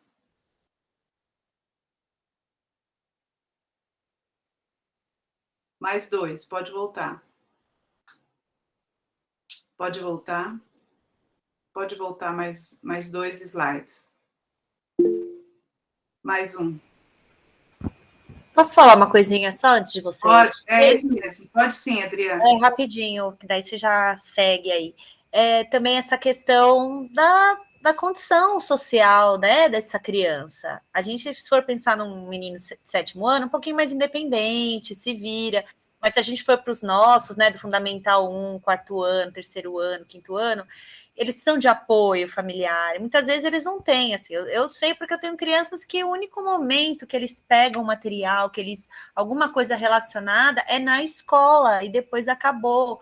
Então, como é que você leva isso também para casa, para que eles consigam ter autonomia para fazer? De alguma forma que também cobrar a família também o tempo todo é algo difícil por ambas as partes, porque a gente tem também famílias que vão falar, olha, professora, eu não consigo, ou, professora, tem muitas questões aí envolvidas, que quando a gente vai, ainda, né, como ser professora é difícil, porque quando você vai planejar, você também tem que pensar nisso, como é que vai chegar, né, em casa, como é que igual essas coisas que ele colocou, essas figurinhas, dizendo, o ambiente... Gente, às vezes o ambiente é um caos, é um monte de criança, um monte de filho, um monte de faltas, né? Então, menos, né? Calma, assim, a gente tem que, acho que, tomar cuidado, né? Assim, com as nossas palavras. E é muito difícil. Eu estou, assim, fazendo uma auto-reflexão aqui enorme. Várias práticas aí que eu faço, um monte de coisa que eu faço. Então, não estou dizendo que eu sou, sabe? Dizendo porque não, estou dizendo porque eu estou refletindo mesmo quanto que a gente tem para aprender, né? Legal, Adriana. A Suzana também levantou a mão. Pode falar, Suzana. Eu vou colar na Adriana aqui, que eu acho que eu gosto muito de fazer uma reflexão com a nossa própria história, né? Então, por exemplo, eu me recordo quando a professora pediu lá, eu fiz uma pós e a professora solicitou que a gente fizesse um artigo, né? Um artigo no final, escolhesse um tema. Quanto foi sofrido, porque eu não tive as orientações adequadas para um estudo, né? Para poder produzir eu me recordo assim das dores que eu sentia. E agora eu estou num outro curso e está totalmente diferente, porque primeiro eu tive um encontro, depois desse encontro com um grupo, eu tive análise de textos de artigos bem escritos, já para analisasse como que as autoras, né, se referenciaram ao tema que eu estou estudando, e tem sido muito mais fácil, né? Então, acredito que o que a Adriana traz é justamente isso, faz essa correlação, né? Quando a gente se coloca nessa condição, né, de analisar que o aluno a partir da vivência dele, né, que ele tem pouca experiência. Então, por exemplo, eu, pelo menos, eu tenho pouca experiência em escrever artigo científico. Então, se eu tiver que escrever eu tenho essa dificuldade, né, agora, como eu falei, esse está sendo mais fácil, porque eu estou tendo toda uma orientação, de leitura, de análise, né? Então, eu acho que é a mesma questão que a Adriana trouxe, né? Acho que isso é importantíssimo, né? Não existe autonomia, gente, sem conhecimento. Né? Não adianta, não é só uma questão, o aluno não tem vontade. Veja, a queixa da professora, ela se equivoca quando ela diz, eles não têm vontade, eles são desinteressados. Alguns são desinteressados, alguns não têm vontade mesmo, alguns são dispersos. Essa faixa etária do 7º ano é uma fase que mexe muito com eles estão saindo da infância, eles são pré-adolescentes, e a gente tem que conhecer desenvolvimento humano também, né? Agora, tem aluno ali que talvez queira fazer, mas não sabe, não é? Talvez ele não tenha conhecimentos suficientes para fazer o que a professora espera. E aí, acho que a Adriana falou uma coisa também, e a fala da Suzana agora, que a gente até discutiu de manhã, né? Que a gente acabou falando da lição de casa. Eu tenho eu acho que lição de casa é uma coisa que eu defendo muito, eu acho muito importante, eu acho que a lição de casa tem uma função que está diretamente ligada à orientação de estudo, sabe?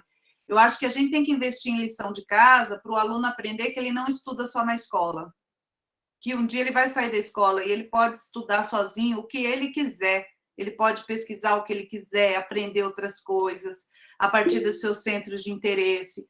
Acho que isso é importante. Agora, para ele conseguir alcançar essa autonomia, a escola, gente, tem que cumprir uma coisa que está no nosso kit. Aí é kit da escola. Ensinar a fazer resumo não vai ser a família.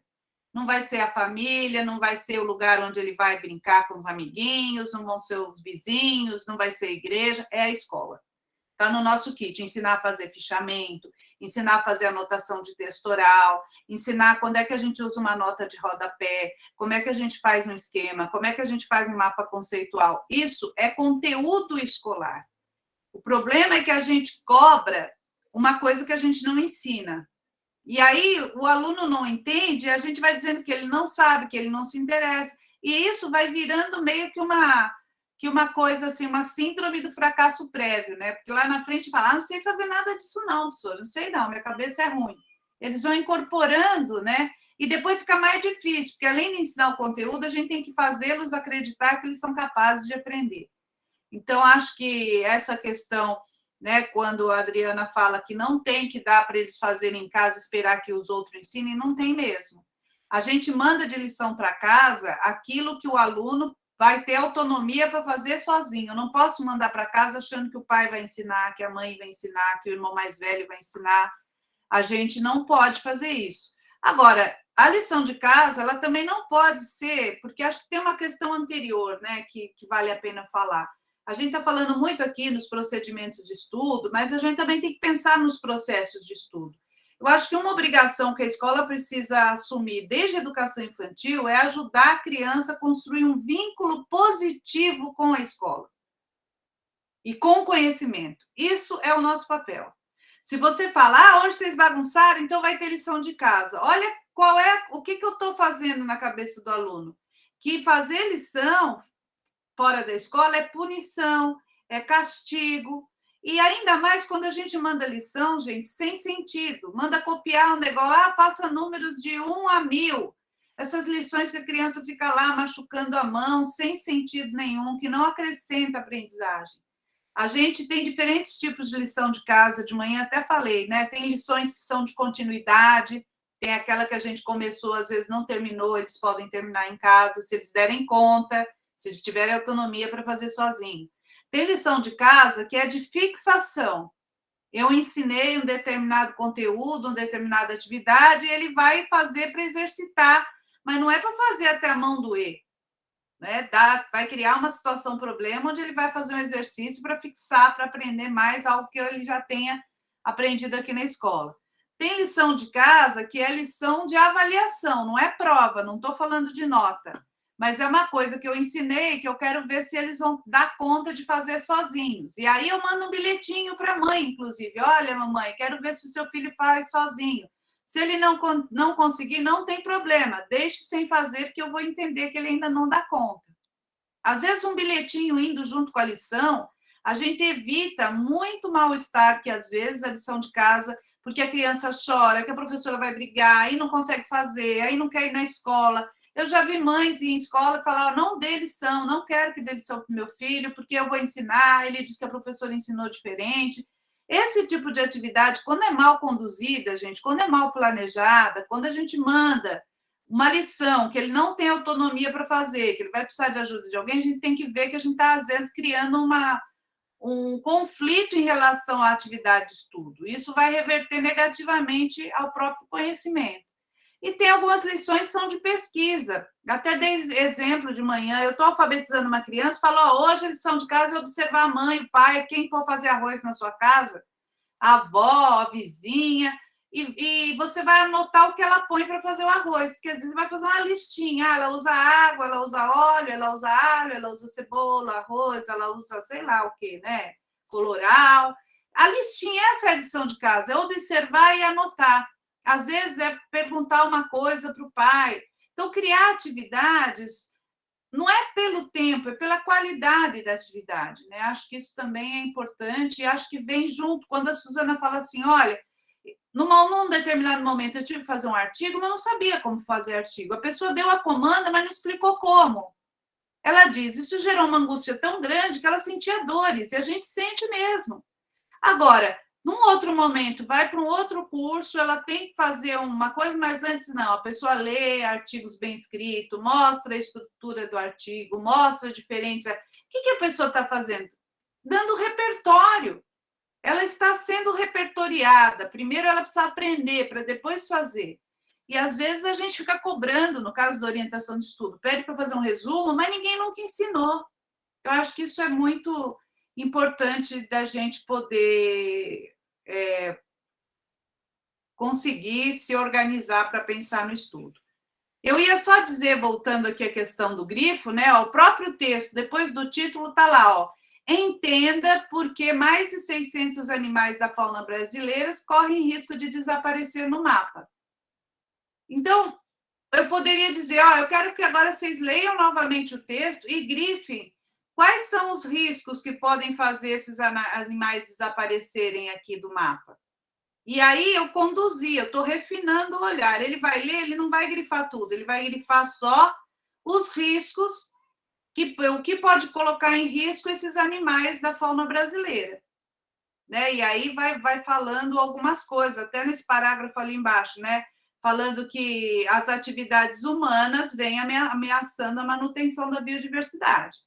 Quer dizer, aquilo que o homem está fazendo com a natureza coloca em risco, coloca em ameaça os próprios animais aí. Então, eu poderia dizer para ele, ó, uma outra coisa que esse texto tem, que eu acho bem rico. A autora, quando vai escrever o texto, ela usa uma série de números, dados numéricos. Eu poderia dizer, gente, por que a autora usa tantos números? Qual a função desses números? Olha, vamos grifar, onde aparecer lá o uso de números. Então, na primeira linha já aparece lá, de 15% a 20% de toda a biodiversidade mundial, né? As estimativas revelam que o nosso país possui de 15% a 20% de toda a biodiversidade. E depois discutir, olha, 10%. Então, aparecem percentuais, aparecem números, ó, 2 milhões, dos quais, né, 10%. Lá embaixo aparece a taxa que vai variar de 50 a 250 espécies por dia. Quer dizer, esses números, o autor vai mostrando para a gente a quantidade de espécies que estão em riscos de extinção e muitas estão sendo extintas. Então, olha como os dados numéricos também servem para trazer à tona informações mais precisas sobre o tema do texto. Então, há muitas questões. O professor deveria organizar uma orientação para o grifo, né? Ter o foco do que ele quer que o aluno aprenda e solicitar grifos a partir desses objetivos de leitura. Acho que essa seria uma boa estratégia. Tudo bem, pessoal? Alguém quer comentar alguma coisa? Com relação ao coordenador, eu acho que ele não dialoga com a professora também, né? Eu acho que ele deveria acolher a queixa da professora e perguntar mais coisas para ela, né? Mas você já ensinou resumo? É a primeira vez que você dá resumo para a turma? Ele não pergunta nada. A gente percebe que também falta um pouco de diálogo entre o coordenador e a professora, né? A Silvana está colocando aqui que esse texto também pode, exatamente, Silvana, ser trabalhado na perspectiva interdisciplinar. Eu citei os números aqui, a gente poderia verificar, né, esses 15%, 20%, quantos são? Olha, 2 milhões, do quais apenas 10% já foram identificadas. Quanto que é 10% de 2 milhões? Né? Eu posso estar trabalhando geografia, vamos olhar, né, em que regiões do Brasil ficam cada um desses biomas que são citados aí. Posso trabalhar também a questão da história, posso trabalhar a língua portuguesa. Eu acho que o professor poderia realmente explorar esse texto. É uma turma de 7º ano, mas não é, né? Vários professores poderiam trabalhar em cima do mesmo texto, que acho que isso seria bacana. Pode falar, Natália. Eu falei para a Suzana que eu ia ficar quietinha, que de manhã eu falei igual uma gralha. Não, pode o falar. O tempo todo. Posso sair só um pouquinho assim do objeto de estudo? Porque a gente está falando sobre o grifo, sobre o resumo, né? Agora, quando falou no interdisciplinar, embora eu acho que aqui na turma eu seja a única professora de arte, essa questão interdisciplinar é muito grande, né? E é muito bacana essa postura que eu estou vendo aqui nas professoras, na sua fala, de trazer assim, né? Quando você traz isso é muito legal. O que é o kit, né? Da escola, o que é o kit do professor? Porque a minha troca com o professor PEB1 é quase sempre assim. Natália, eu tenho aqui algumas professoras queridas que eu já tive prazer de dividir os alunos, inclusive a Su, que é assim, Natália, as crianças não sabem mais desenhar, eles rabiscam tudo. Ou, Natália, eles não sabem usar uma régua e não sabem recortar. Ou, assim, nossa, eles não conseguem mais sentar. A criança não sabe segurar num lápis. Aí eu falo, caramba, a gente não ensinou, né? Porque se ele não sabe... mas ele tá... Que foi o que eu falei de manhã, né? Não, mas ele tá no 5º ano e ele não sabe usar uma tesoura. Eu falo, nossa, então eu falhei. Porque se ele tá no 5º ano e ele não sabe usar uma tesoura e eu tô com essa criança desde o 1º ano, enquanto professora de arte, opa, como a gente permitiu que ele chegasse aqui sem isso, né? Então, a gente pega ali uma réguinha, eu pauso lá o que estiver falando, e falo assim, então, a régua, a gente estende a mão. O dedo indicador vai tocar em tal lugar. A almofadinha aqui da mão, ela tem que encostar na folha, porque aí a gente consegue estabilizar a régua para fazer um traço. A tesoura, assim, são exemplos, né? Mas, assim, às vezes você fala assim, agora tá muito, né? O óbvio precisa de ser dito, precisa. Isso é num resumo, é num recorte. O que é isso? Você pega uns menores, que às vezes a gente não vai entrar tanto no... Até entra, né? Em outras formas, ali nos nossos anos iniciais, que parte da tesoura que corta? Qual que é o movimento? Então, ela abre, ela fecha. Eu não posso rasgar, eu tenho que abrir de novo. Então, assim, seja no que for, né? Se eu vou ensinar para o meu aluno como é que ele precisa sentar, qual é a postura de um estudante, por onde que começa a escrever num caderno? Porque tá, ok, vocês... Vamos lá. Você pensou como eu vou ensinar o grifo, como é que o resumo, tal. Teve uma fala aqui no chat super legal de uma pro que trouxe a questão que você falou de manhã, sobre a questão que eles sabem, porque eles sabem contar um fato, eles sabem contar uma fofoca, eles sabem contar o que tinha num desenho, numa série, né? Mas tá bom, às vezes, ainda que a gente estabeleça tudo isso, ele entendeu, ele compreendeu o que é o uso do caderno? O segurar do lápis. Então, é assim, vai expandindo, né? Quando a gente começa a ter um curso como o seu, sobre como é que eu aprendo, como é que eu estudo, como é que eu ensino isso, a gente vai vendo toda a questão global. É um resumo? Mas tem o uso do lápis, tem a postura do sentar, tem essa questão desse espírito de pesquisa, é um todo. Sim. Mas, onde é o nosso, assim, lugar até de conforto? O aluno não sabe. Essa turma não adianta porque não vai. Dei uma atividade para recortar, menina, era papel para todo que é lado. Aí eu chego e falo para eles assim, ó, quando a gente recorta, o que terminou aqui, ele vai para o lixo. Eles não picotam inteiro, porque senão eles vão recortar aleatoriamente. E aquela uma sulfite vira um planeta de papel no chão. Então, assim, em todo detalhe do nosso trabalho, tem várias formas do aprender, né? Até chegar nisso. Exatamente. Acho que a Natália chama a atenção para aspectos que são importantes. Teve um tempo que eu trabalhei na educação infantil, a gente dava uma aula, o dia da tesoura, a gente levava várias tesouras.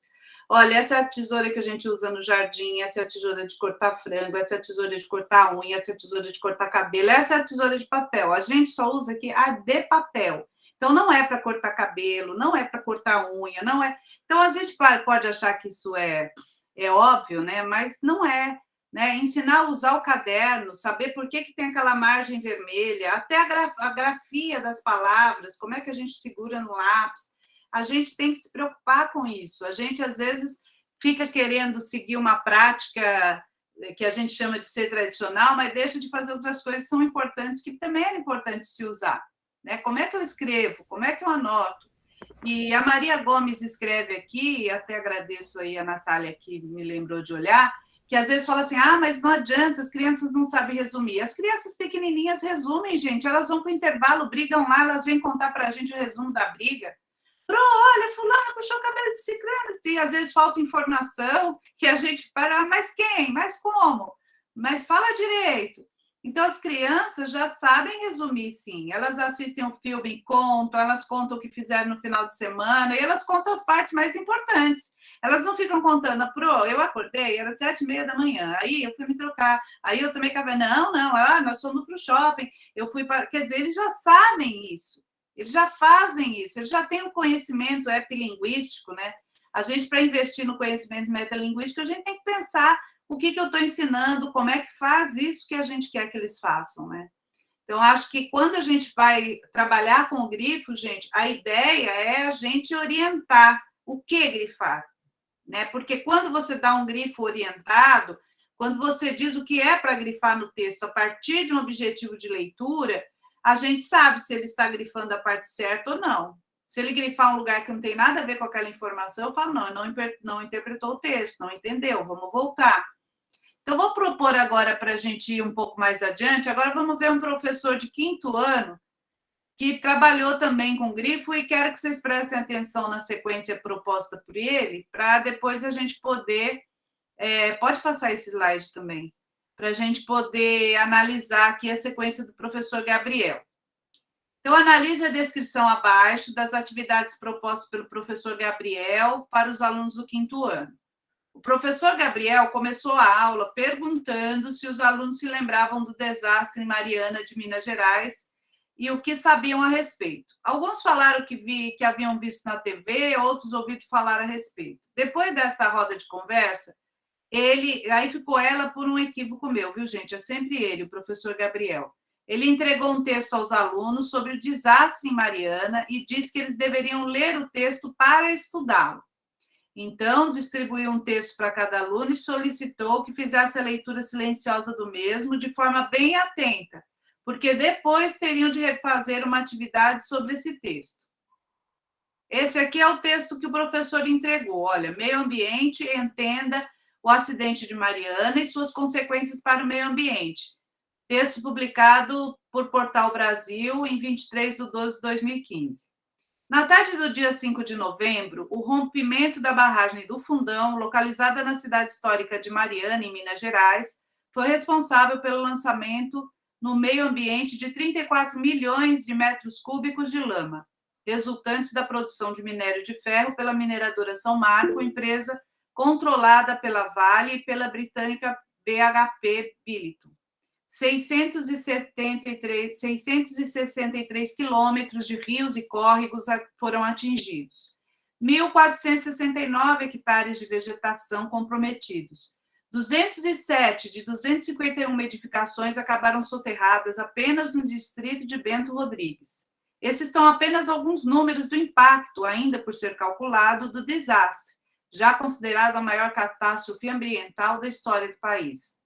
A enxurrada de rejeitos rapidamente se espalhou pela região, deixou mais de 600 famílias desabrigadas e chegou até os córregos próximos. Até o momento foram confirmadas as mortes de 17 pessoas.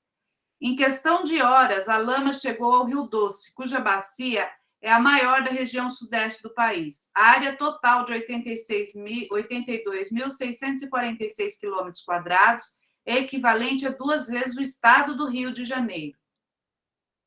O aumento da turbidez da água e não uma suposta contaminação provocou a morte de milhares de peixes e outros animais. De acordo com o IBAMA, mais de 80 espécies de peixes apontadas como nativas antes da tragédia, 11 são classificadas como ameaçadas de extinção e 12 existiam apenas lá. O fornecimento de água para os moradores das cidades abastecidas pelos rios da região, como Governador Valadares, em Minas Gerais, teve que ser temporariamente interrompido, sendo retomado dias depois, quando os laudos dos órgãos técnicos do governo descartaram a contaminação de água por materiais tóxicos. A lama avançou pelo rio com grande velocidade, chegando ao Espírito Santo em menos de 5 dias. No dia 21, alcançou o mar em Linhares. Blocos de contenção foram posicionados na foz do rio para controlar o impacto ambiental da chegada da lama ao mar. Um laudo técnico parcial, divulgado pelo IBAMA no início de dezembro, aponta para a gravidade sem precedentes do desastre. O nível de impacto foi tão profundo e perverso, ao longo de diversos estratos ecológicos, que é impossível estimar um prazo de retorno da fauna ao local, visando o reequilíbrio da espécie da bacia, diz o documento. O trabalho de ajuda às vítimas começou logo depois do acidente, assim como as ações emergenciais da preservação da flora e da fauna aos locais. O desafio agora é construir o que foi danificado, garantir alternativas de subsistência a quem perdeu seus meios de trabalho, responsabilizar os culpados pelo desastre e recuperar o Rio Doce. Importa para nós transformar novamente o Rio Doce naquilo que foi outrora, um local com margens reflorestadas, com nascentes preservadas, recuperando inteiramente o rio. Este é um projeto que não se esgota no curto prazo, mas que se estende até que o rio seja, de fato, aquele rio que nós herdamos dos nossos ancestrais, diz a presidente Dilma Rousseff, que era presidente na época. Pode passar. Então, depois que todos haviam lido o texto, o professor disse que eles deveriam grifar com marca-texto a partir das solicitações que ele faria. Então, passou a escrever na lousa as seguintes comandas. Olha lá, primeira comanda. Grife no primeiro parágrafo quando aconteceu o acidente em Mariana e por qual motivo a barragem foi rompida. 2. No segundo parágrafo, grife alguns dos impactos do rompimento da barragem que demonstram a gravidade desse desastre. 3. Grife no terceiro parágrafo quais foram os primeiros impactos para a população local. 4. Localize e grife no texto em quantos dias a lama chegou ao Espírito Santo. 5. No texto há um trecho que cita o laudo técnico parcial divulgado pelo IBAMA que apontava a gravidade desse acidente. Grife o que diz este laudo. 6. Grife no texto quais os desafios que surgem após o acidente. 7. Na época do desastre, o Brasil tinha Dilma Rousseff como presidenta. Grife o que ela disse sobre o desastre. Depois que os estudantes terminaram de realizar o grifo, o professor foi revendo e discutindo com a turma sobre o que havia grifado a partir do que foi proposto. Fez uma correção coletiva, discutindo com os alunos o que haviam grifado e até onde haviam grifado. Terminada essa parte da atividade, o professor disse que agora eles deveriam produzir um resumo sobre a notícia lida e grifada e que o resumo deveria conter as partes mais importantes do texto, com a finalidade de resumir a notícia, garantindo as mais importantes parágrafo por parágrafo. Quando os alunos terminaram os resumos, o professor disse que esses resumos seriam lidos pelos alunos do 5º ano, que também mandariam para eles os resumos que fizeram no mesmo texto, e recolheu os resumos. Depois, o professor passou uma reportagem sobre como essa região do desastre estava, né, um ano depois. Pode tirar, Suzana, o slide. E aí, pessoal, como é que vocês avaliam agora a prática desse professor aí do 5º ano, a forma como ele orientou a leitura, o grifo, o que vocês têm a comentar? Aspectos positivos, coisas que poderiam ser feitas diferentes? O que vocês acham?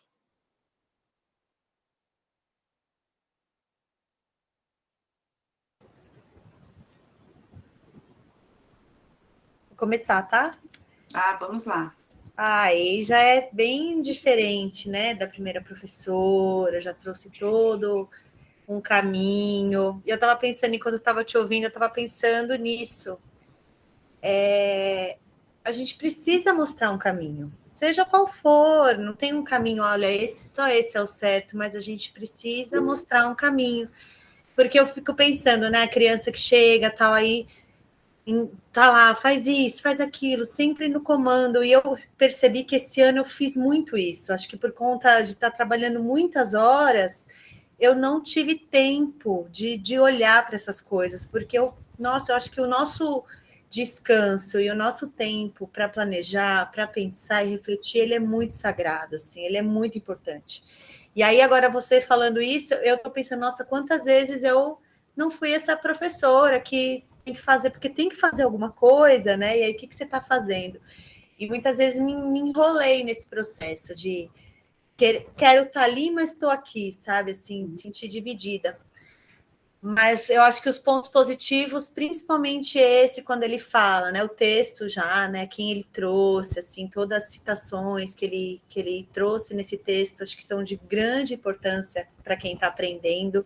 São coisas, acho que trabalhar com o que está acontecendo no mundo hoje, atualizar e fazer sempre uma ponte com a história, eu acho que isso a gente tem que fazer o tempo todo, assim, é uma questão urgente. Eu sinto isso, a gente trazer a história do país, trazer de volta o país que a gente vive. Às vezes eu falo para as crianças, falo, gente, daqui 6 anos vocês vão votar, né? Vocês vão estar votando, vocês vão estar escolhendo o que as pessoas fazem, a gente precisa, eles precisam saber disso. A minha geração não soube, assim, né? Eu tenho 40 anos, então na escola foi bem pós-ditadura, eu não aprendi nada disso, o que as pessoas fazem, e acho que isso é tão urgente, esse aprendizado amplo da vida, né, do que acontece ao redor, como essas coisas respingam na nossa vida. Acho que isso tem que... Esse professor trouxe muito isso, e é um texto forte, né, assim, bem dolorido, né, de coisas muito graves, assim. Então, imagino que isso mexa com eles, humaniza a criança, né, faz ela se colocar no lugar de outro que às vezes está longe. Então, assim, eu vi mais pontos positivos. Sim, gostei muito desse professor, sim, achei ele bem legal, e o jeito que ele conduziu as questões, no primeiro parágrafo, busque tal coisa, né, então ele foi um guia, né, ele teve esse estudante, ele foi guiado, faça tal coisa, e foi gradativamente, né, foi um caminho, assim, achei muito legal. Que bom que veio esse outro lugar para a gente observar também, né? Eu acho que a gente precisa mesmo, Adriana, sobretudo por essa questão do tempo, que às vezes é pouco, né? A gente precisa compartilhar essas boas experiências, né? A Silvana escreve aqui no chat que ela concorda contigo, a atividade teve uma melhor orientação e foi bem conduzida, né? A Natália também reitera aqui que o segundo exemplo teve uma melhor curadoria, acho que a ideia é essa mesmo. Agora, vejam, às vezes, gente, um bom grifo orientado, ele pode ser uma atividade mais exigente até do que um questionário. Às vezes, o questionário é uma atividade tão pouco exigente que o aluno nem lê o texto.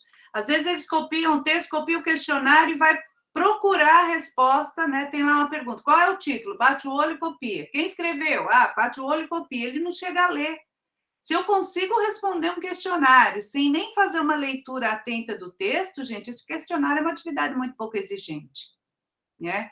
E a gente precisa garantir para essas crianças atividades que sejam desafiadoras, que ajudem essas crianças justamente a desenvolver esse artesanato intelectual. Pode falar, Cristina. Uma coisa também que a gente tem que pensar, que você até comentou num outro momento dessa explanação, é que eles têm que ter modelos, né? Então, o grifo desse, segundo o professor, foi bárbaro, foi muito legal, foi grifo orientado, né? Mas daí, será que eles sabem virar um grifo, um levantamento de ideias principais em um resumo? Então, quem sabe um resumo coletivo, num primeiro momento, né? Feito junto com todo mundo, colocando cada um o seu ponto de vista do que tem que ser posto e o que não não tem necessidade. Então, essa primeira escrita coletiva, onde as crianças começam a entender exatamente o que é um parágrafo, onde que ele vai precisar melhorar, né? Eu acho que é muito interessante também.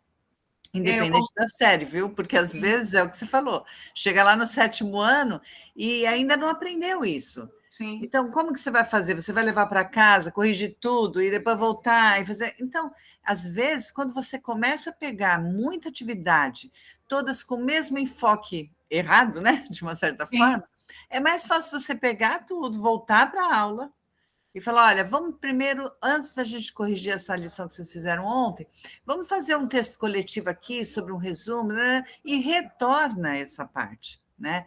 E a partir daí, você pode até trocar os resumos deles e falar: olha, vê o que seu amiguinho errou aqui, seu colega pode melhorar ali. Então, o ponto de vista deles vai mudar a partir do momento que eles têm um modelo, né? Sim. O modelo é importantíssimo. Não, eu acho que isso é muito importante. E modelizar, gente, é uma prática essencial. A gente só aprende com bons modelos. Vygotsky já dizia isso.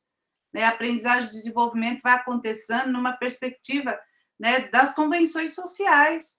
É como aprender procedimento de estudo, é igual aprender a ler e escrever. A leitura escrita é uma convenção social. Ninguém nasce sabendo. Foi a humanidade que inventou a leitura e a escrita. E os procedimentos de estudo é a mesma coisa. Se não forem ensinados, eles não vão ser aprendidos por osmose. Não é uma questão, a gente não pode, como professora a essa altura do campeonato, acreditar que é inatista, que a gente nasce sabendo grifar, nasce sabendo... Não nasce. Não é uma capacidade inata, genética. Não é empírico também. Eu não vou aprender a fazer de tanto olhar. Eu preciso de um procedimento de ensino para aprender a fazer. E aí eu concordo com a Cristina. Se eu quero ensinar resumo, a primeira coisa que um professor tem que fazer, eu dou um texto e mostro: olha, gente, eu fiz um resumo e quero mostrar para vocês como é que ficou o meu resumo. Então, primeiro eu grifei as partes mais importantes do texto, que não pode ficar fora do resumo, as ideias centrais em função do que o autor ia tratar. Depois, eu fui escrevendo, vendo parágrafo por parágrafo, olhando o que eu preciso manter desse parágrafo, o que é uma coisa periférica que não precisa ficar. E aí, mostrando como eu fiz a primeira parte, modelizar. Depois que eu modelizei, o segundo momento, aí eu acho que eu vou para o que a Cristina fez. Agora, vamos fazer junto um outro resumo aqui. Eu mostrei o meu, agora a gente vai fazer junto e vai discutir o que eu mantenho no resumo, o que eu não preciso manter. Essa identificação de informações que são fundamentais e precisam ser mantidas e das informações que são periféricas e podem ser descartadas, que não vão afetar a organização do texto-fonte, é fundamental. Depois, não é só saber que informação fica e que informação sai, como é que eu reescrevo? Porque não é para copiar do mesmo jeito, eu posso escrever no resumo, não vou fazer paráfrases. Como é que eu escrevo com as minhas palavras sem mentir? Não é para inventar coisa que o autor não pôs. Eu vou garantir as informações, mas vou escrever de uma outra maneira. E tem que ter coesão, e tem que ter coerência. Esse não é um exercício fácil, gente. A gente vai ter que fazer muito resumo. Depois, a gente pode juntar, quando os alunos começarem a ter um pouco mais de autonomia, então vai sentar em dupla para fazer o resumo. Sabe, a última atividade é mandar fazer sozinho, depois de um percurso planejado em que a gente aprenda como é que faz o resumo, como é que sintetiza ideias. Então, grifar, anotar, isso tudo, né, envolve a questão do resumo. Então, acho que isso é um exercício bastante importante e que a gente precisa levar em consideração. Tem uma questão final nesse professor que ele diz, é a única coisa que eu faria diferente, porque eu achei que esse professor teve uma boa sacada para ensinar o procedimento de grifo, ele foi determinando objetivos da leitura, né? Ele foi dando os grifos orientados. Aí, quando os alunos terminam o resumo, ele diz que esse resumo vai para outra turma para ler. Eu só faria diferente, acho que nesse momento, que eu avisaria, nós vamos fazer um resumo, e esse resumo nós vamos mandar para outra turma. Porque quando os alunos sabem que a escrita deles vão sair da sala de aula, vão para o mural, vão para um jornal do bairro, vão para um blog da escola, ou vão ser lidos por outros, a gente precisa passar esse resumo por uma revisão, gente. Talvez tenha problemas de paragrafação, talvez tenha problemas de ortografia. às vezes tem problema de palavras muitas vezes repetidas. Então, eu incluiria, primeiro avisaria os alunos antes de fazer o resumo, que esse resumo vai ser lido pela outra turma, e antes quando eu recolhesse o resumo, eu falaria, gente, vocês primeiro, deem uma lida no resumo de vocês. Depois que os alunos fizessem a própria revisão, aí eu olharia. Que a gente sempre tira dos alunos para a gente rever para eles. Depois a gente reclama que eles não sabem revisar.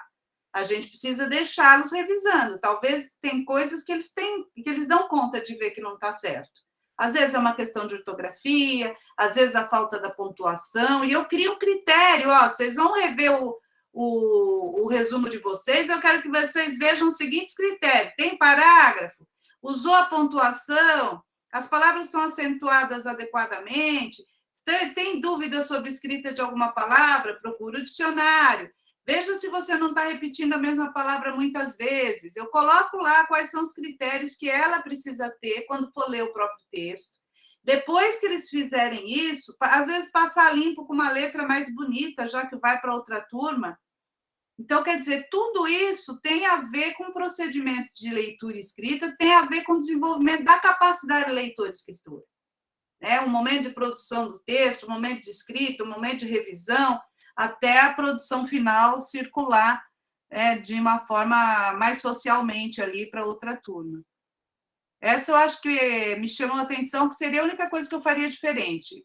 Quando eu pedisse, ao pedir o resumo, já avisaria que esse resumo iria circular. Talvez os alunos fariam até com mais interesse, porque sabe que a outra turma os colegas vão ler, ninguém quer que o colega leia uma coisa errada ou fale que a letra está igual a um garrancho que não dá para ler.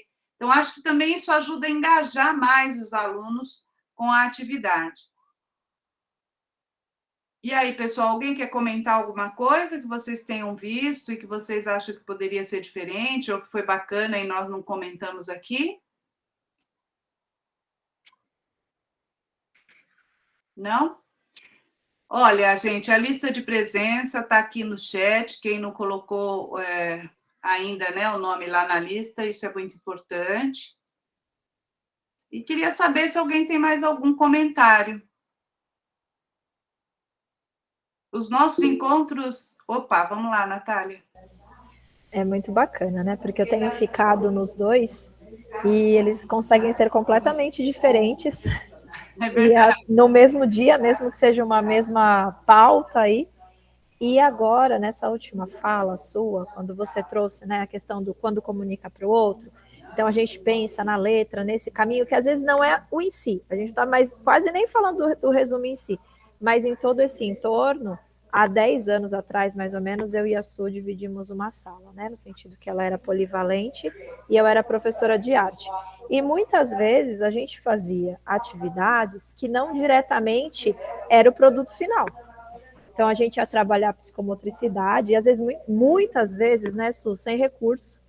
Então, era uma peneira com um pedaço de barbante, e a gente ia para o alinhavo. Então, a gente vai trabalhar, às vezes, não só diretamente, essa questão toda que você trouxe dos tipos de tesoura, por que uma criança cutuca a outra com a régua? Por que eles lutam com a régua? Porque a régua não tem função. Se a régua não tem função, ela está muito mais perto de uma espada do que medir, do que traçar. Sim. Então, assim, todo esse entorno que tem nessa versão agora da tarde me trouxe mais, talvez por ter a grande oportunidade de ter uma primeira leitura sobre o assunto e agora já revisitar o mesmo assunto com uma outra turma, com outros pensamentos. E eu lembrei muito assim desse trabalho que a Suzana fazia, muito integral do aluno, e que eu tive a oportunidade, e aí cada um me aprofundando na sua área.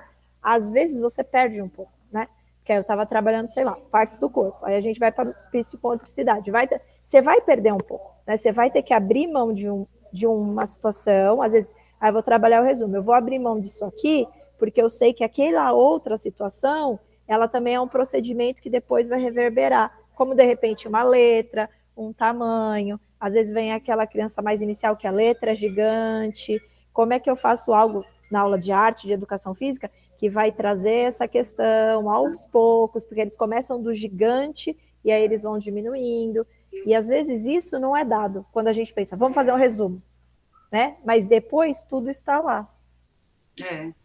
Acho que a ideia é essa mesmo. E acho que esse comentário que a Natália faz, né, que é a mesma pauta, os professores que atuam no mesmo segmento, mas de manhã fica um encontro com algumas coisas que chamam mais atenção, à tarde outro, tem a ver também com a interação, com as experiências, né? Uma aula nunca é igual, né? E acho que é isso que é a riqueza da educação, né? Essa possibilidade que as interações vão criando novas ideias, novos pensamentos, a gente vai fazendo novas sínteses, né? Então, eu fico feliz, a Natália, coitada, e a Suzana, ficam as duas aqui com um chá de valquíria, porque assistem de manhã e acompanham à tarde, mas é bom que as conversas vão tendo outros exemplos e a gente vai avançando, né, nessas questões. Tudo bem, pessoal? Olha, tem um texto, sempre vai ter, hoje tem um texto muito bom aí na pauta, de uma pessoa que fez uma pesquisa sobre ler para estudar e estudar para ler, né?